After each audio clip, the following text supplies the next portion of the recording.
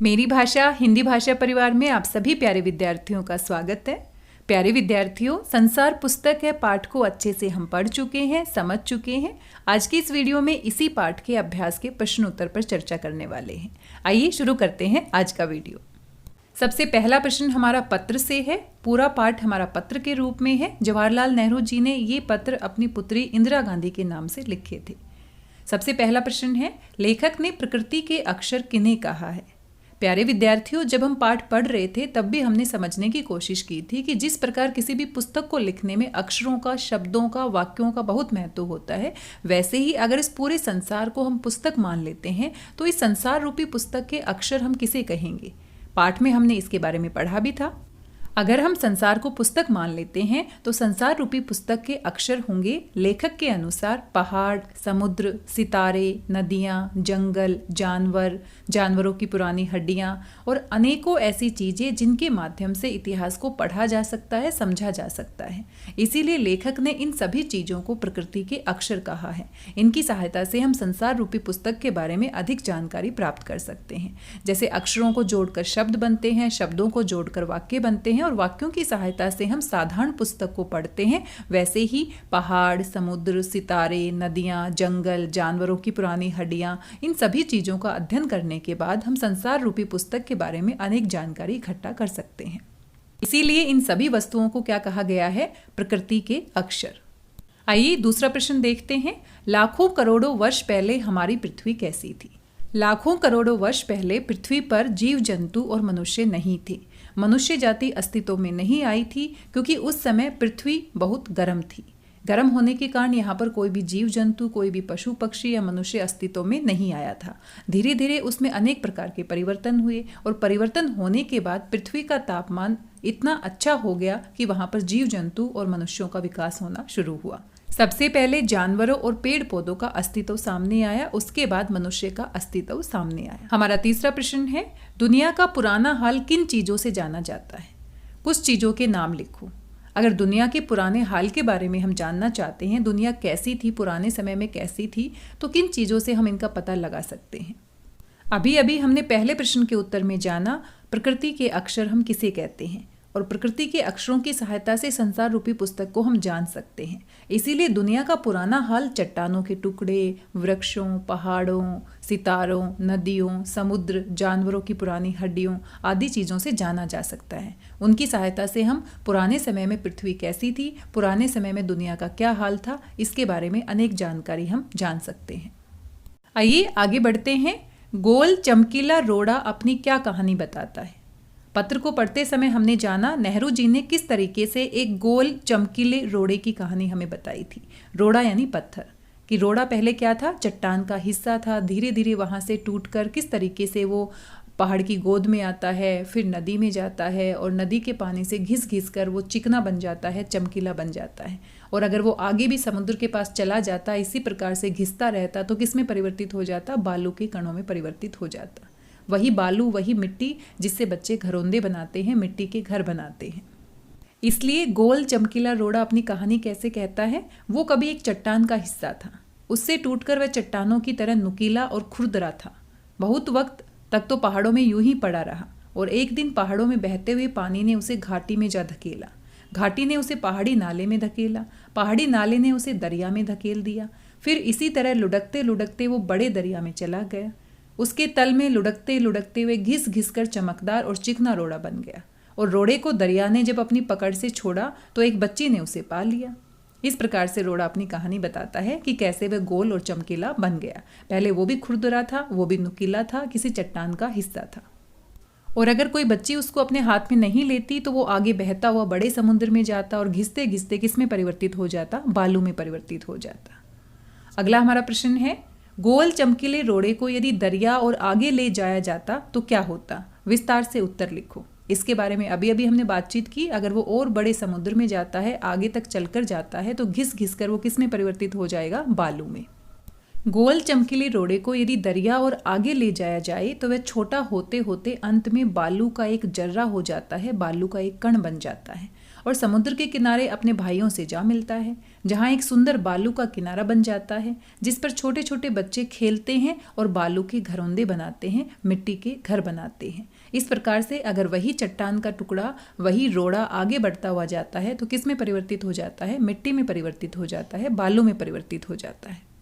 अगला हमारा प्रश्न है, नेहरू जी ने इस बात का हल्का सा संकेत दिया है कि दुनिया कैसे शुरू हुई होगी। उन्होंने क्या बताया है? पाठ के आधार पर लिखो। नेहरू जी ने इस बात का हल्का सा संकेत पाठ में दिया है कि दुनिया कैसे शुरू हुई।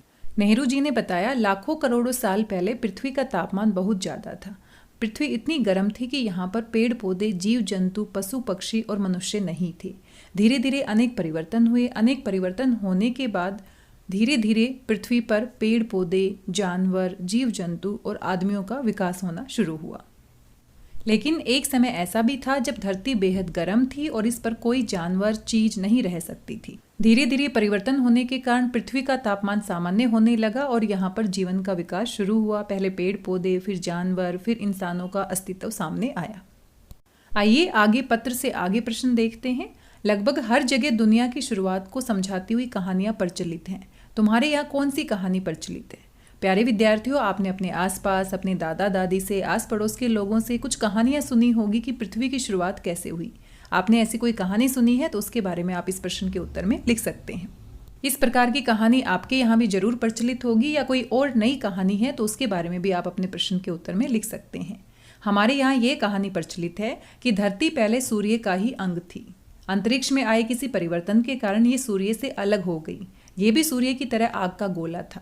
करोड़ों वर्षों में जाकर ये ठंडी हुई, फिर इस पृथ्वी पर वनस्पतियां पैदा होने लगी। इसके बाद ही जानवर और इंसान अस्तित्व में आए। दूसरी कहानी प्रचलित है कि इस दुनिया की शुरुआत ईश्वर ने की है। उसी ने सृष्टि के क्रम को आगे बढ़ाया है। अगर आपके आसपास भी ऐसी ही कोई कहानी प्रचलित है जो इससे अलग है तो आप उसको भी यहाँ पर लिख सकते हैं। दूसरा प्रश्न है, तुम्हारी पसंदीदा किताब कौन सी है और क्यों? प्यारे विद्यार्थियों, आपने कोई किताब पढ़ी है जो आपको बहुत पसंद आई है और क्यों पसंद आई है, तो इस प्रश्न के उत्तर में आप उसका नाम लिख सकते हैं और अपना कारण भी बता सकते हैं कि आपको वो किताब पसंद क्यों है।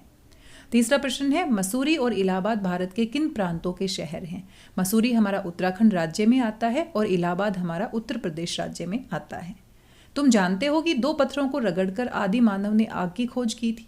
आपने पढ़ा है प्यारे विद्यार्थियों कि 2 पत्थरों को बार बार रगड़ने से चिंगारी उत्पन्न हुई और उसी चिंगारी से आदि मानव ने आग की खोज की।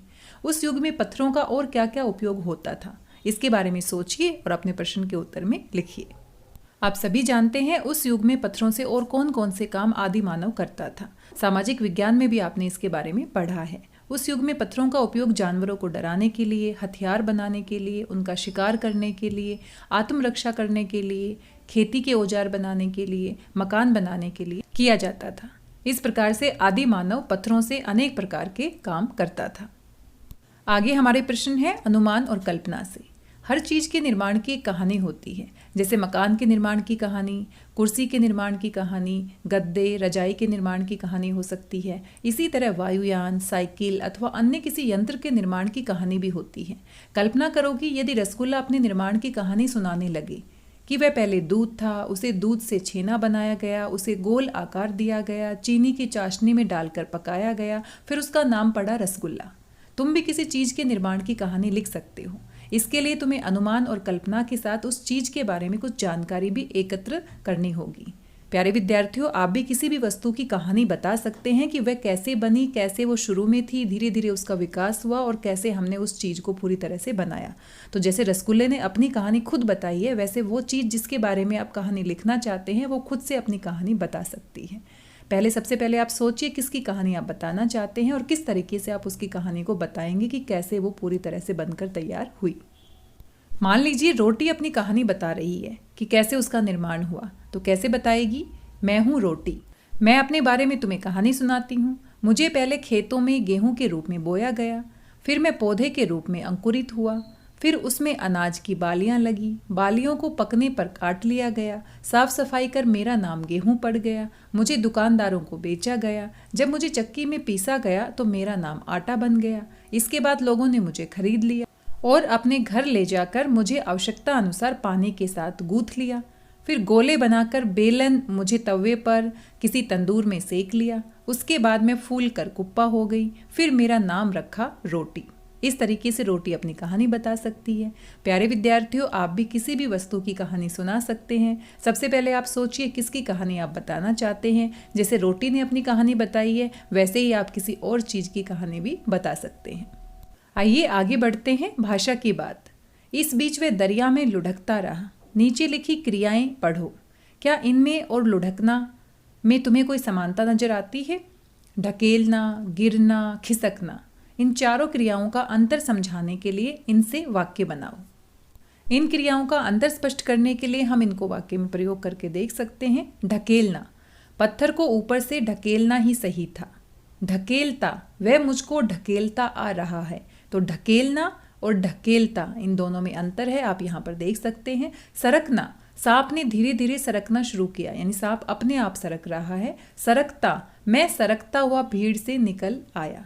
तो मैं सरकता हुआ और सरकना, दोनों में अंतर है। किस तरह से हम वाक्य में इनके अंतर को स्पष्ट कर सकते हैं। खिसकना, वो मीटिंग से खिसकना चाहता था। खिसकना यानी चुपके से निकल जाना।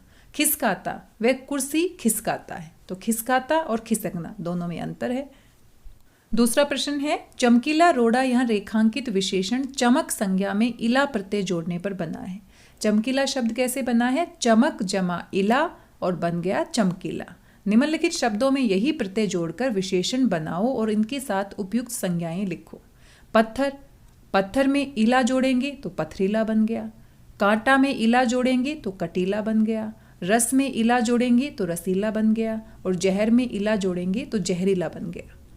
यहाँ पत्थर हमारा संज्ञा शब्द है, इसमें इला प्रत्यय जोड़कर हमने इसको विशेषण बना दिया, यानी पथरीला बना दिया। और संज्ञा शब्द क्या हो सकता है, किसकी विशेषता बता सकता है? रास्ता। रास्ता कैसा है? पथरीला। क्योंकि संज्ञा शब्दों की विशेषता ही बताने वाले क्या होते हैं? विशेषण। कांटा हमारा शब्द है, जिसको हमने विशेषण बना दिया है कटीला। और कटीला क्या हो सकता है? मार्ग हो सकता है। रस, रस से रसीला बन गया। फल हमारा रसीला हो सकता है, यानी कि संज्ञा शब्द की क्या बता रहा है? विशेषता बता रहा है। जहर से जहरीला, शरबत हमारा जहरीला हो सकता है। तो इस तरीके से हम संज्ञा शब्द और विशेषण प्रत्यय की सहायता से बनाकर उनकी विशेषता को दिखा सकते हैं। आइए तीसरा प्रश्न देखते हैं। जब तुम मेरे साथ रहती हो तो अक्सर मुझसे बहुत सी बातें पूछा करती हो। ये वाक्य दो वाक्यों को मिलाकर बना है। इन दोनों वाक्यों को जोड़ने का काम जब और तो की सहायता से हमने किया है, इसीलिए इन्हें योजक कहते हैं। योजक का अर्थ क्या होता है? जोड़ने वाले शब्द। योजक के रूप में कभी कोई बदलाव नहीं आता, इसीलिए वे अव्यय का एक प्रकार होते हैं। अव्यय या अविकारी शब्द आपने पढ़े होंगे, जो कि हमारी व्याकरण में आते हैं, जिनमें किसी प्रकार का कोई बदलाव नहीं आता, उनको हम अव्यय या अविकारी शब्द कहते हैं। नीचे वाक्यों को जोड़ने वाले कुछ और अव्यय दिए गए हैं, उन्हें रिक्त स्थानों में लिखो। इन शब्दों से तुम भी एक एक वाक्य बनाओ। सबसे पहला वाक्य है, कृष्णन फिल्म देखना चाहता है, खाली स्थान मैं मेले में जाना चाहती हूँ। तो यहाँ पर आपने एक सही शब्द का चुनाव करना है और नीचे आपको योजक शब्द दिए गए हैं। मुनिया ने सपना देखा, खाली स्थान वह चंद्रमा पर बैठी है। छुट्टियों में हम सब, खाली स्थान दुर्गापुर जाएंगे, खाली स्थान जालंधर। सब्जी कटवा कर रखना, खाली स्थान घर आते ही मैं खाना बना लूँ। इस प्रकार से सभी वाक्यों को ध्यान से पढ़ना है। नीचे दिए गए योजक शब्दों की सहायता से वाक्यों को पूरा करना है। आप इस प्रकार से इन वाक्यों को पूरा कर सकते हैं। कृष्णन फिल्म देखना चाहता है, परंतु मैं मेले में जाना चाहती हूँ। परंतु की सहायता से हमने दोनों वाक्यों को जोड़ दिया है। मुनिया ने सपना देखा कि वह चंद्रमा पर बैठी है। छुट्टियों में हम सब तो दुर्गापुर जाएंगे, ना कि जालंधर। सब्जी कटवा कर रखना ताकि घर आते ही मैं खाना बना लूँ। यदि मुझे पता होता कि शमीम बुरा मान जाएगा तो मैं ये बात न कहता। मालती ने तुम्हारी शिकायत नहीं की बल्कि तारीफ ही की थी। इस वर्ष फसल अच्छी नहीं हुई है, इसलिए अनाज महंगा है। विमल जर्मन सीख रहा है या फ्रेंच। इस तरह से इन वाक्यों को हम सही योजक शब्दों की सहायता से पूरा कर सकते हैं। आप इसी प्रकार के और भी वाक्य अपनी मर्जी से बना सकते हैं। यहाँ पर आप इसी प्रकार के कुछ और वाक्य देख सकते हैं। रीमा शरारती नहीं बल्कि शांत बालिका है। रोहन दुर्घटना में घायल हो गया, इसलिए विवाह समारोह में सम्मिलित नहीं हो पाया। सिनेमा जाओ परंतु अपनी पढ़ाई पूरी करने के बाद। किसी ने सच ही कहा है कि झूठ के पाँव नहीं होते हैं। यदि समय रहते बड़े भाई ने मेरी सहायता नहीं की होती तो आज मैं सफल न होता। हमें दूसरों के गुणों पर ध्यान देना चाहिए, ना कि उनके अवगुणों का बखान करना चाहिए।